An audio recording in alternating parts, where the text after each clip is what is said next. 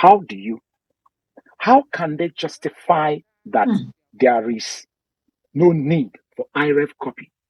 Meaning that there is no way you can declare a result that Irev has not captured. Yes. That is how one thing their witness, and when the Labour Party lawyer started asking him questions, apparently it looked as though he was actually even lying under oath, because the document of the so-called stress test on the equipment showed that everything was okay. But his testimony does not suggest that if you read the transcript. And in fact, I sent you a Twitter trail today. I don't know if you saw the video. Yes. Where maybe you will play the video for our audience later, where Channels TV interviewed the same person that was on oath today, and he used his mouth to say exactly what I am saying now. But he got to the court and shied away, forgetting that he had said this to the hearing of the whole world, and that particular video clip is circulating. So I'm beginning to think that INEC is even going ahead to do a self-destruct, because maybe some people who were Festus Okoye said a whole lot of things that support the law. Now he's reneging. The question is, from where is he now getting the new law that can back his current position? That's number one. Secondly, this man who knows the law, he's reneging. And you could see, I just read of the law. I am not a lawyer, okay? But it's in plain English.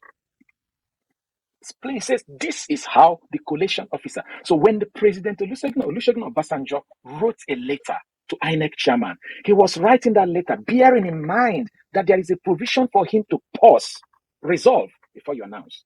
So if there is a dispute that is raised, you must pause whatever you're doing. Yes, and resolve it.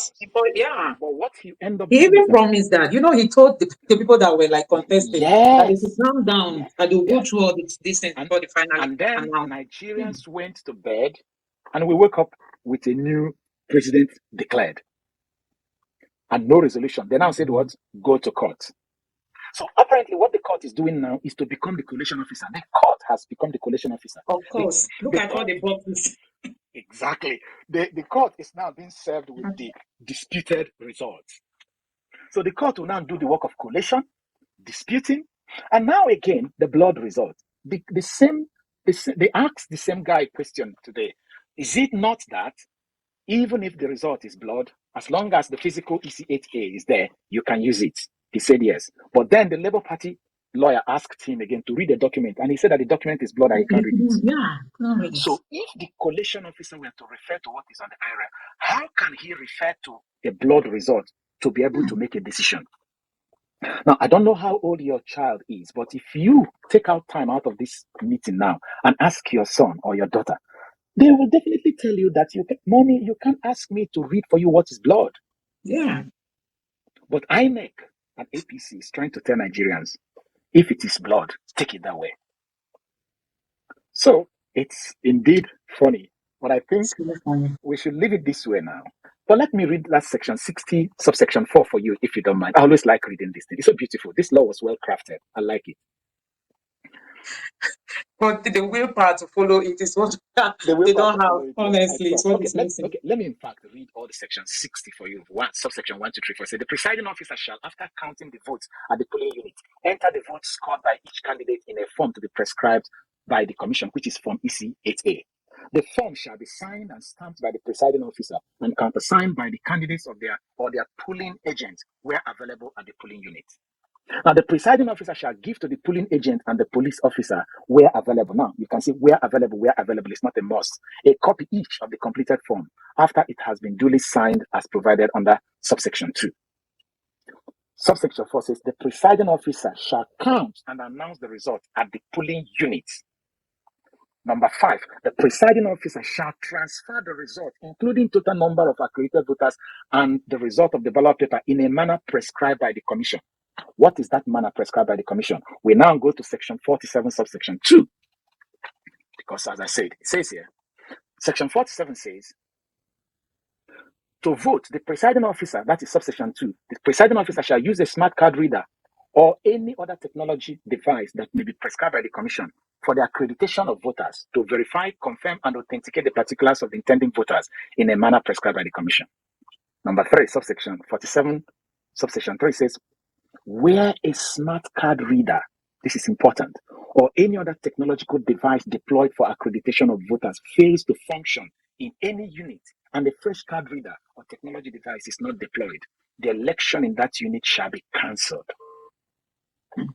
So by law, the glitch we had on the presidential election should warrant a cancellation of the presidential election, because that glitch made it practically impossible for collation officers to be able to collate at the world level.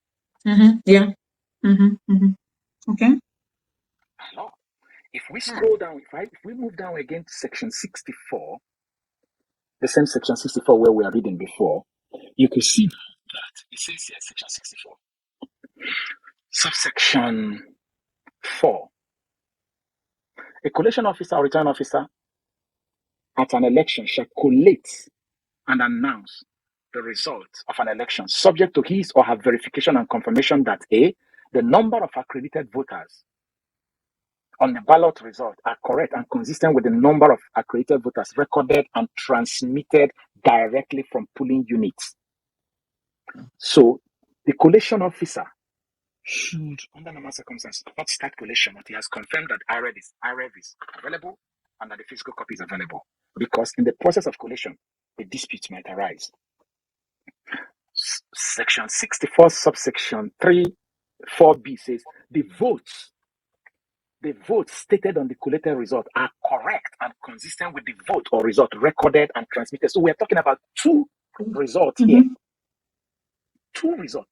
The votes stated on the collated result are correct and consistent with the votes or result recorded and transmitted. So how can you do collation? How can you announce a result at the ward level when you don't have two results? They say here you must have two results. Soft copy result on the Irev and hard copy result with you. And you must also have soft copy accreditation and hard copy that is in the beavers. So you can see that INEC breached section 47, section 60, section 64. And all these three sections deals with accreditation, voting, announcing, and collation of results. And it goes further to also deal with what is called the chain of custody to make sure that there is integrity at every stage of the election collation and announcement.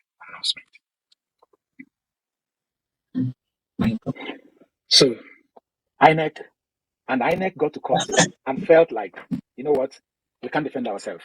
That's what I call it. They just said we can. That's what I call it. Yes, honestly. I believe what they just said is that Nigerians, to be honest, let's tell you people, we can't defend ourselves. And then they left. I wish, if you have time, you will play that video of that INEC. Oh, no, or the tweet. You can even link it, put it in there. There's a lot of people listening to him. It's funny. Oh my goodness. Thank you. Everything. Look. Nigeria, even the constitution they say, even this our constitution they say is fraught with a lot of irregularities. If we want to be honest to ourselves, we can make a fantastic Nigeria out of it. We just deliberately don't want to.